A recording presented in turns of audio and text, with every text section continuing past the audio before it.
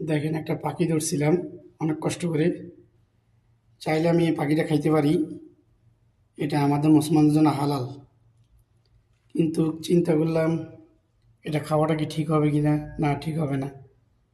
ঠিক আছে, হালাল হালাল প্রাণী আমাদের জন্য খাওয়া যায়, আমরা জানি।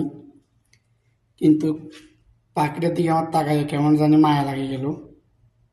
চিন্তা করলাম ছেড়ে দিই, নাকি খেয়ে ফেলবো বুঝতেছি না। যা করে আমি যেভাবে পাইছি পাইছি, ওকে আমি ছেড়ে দিই, কারণ না খাওয়াটাই ভালো।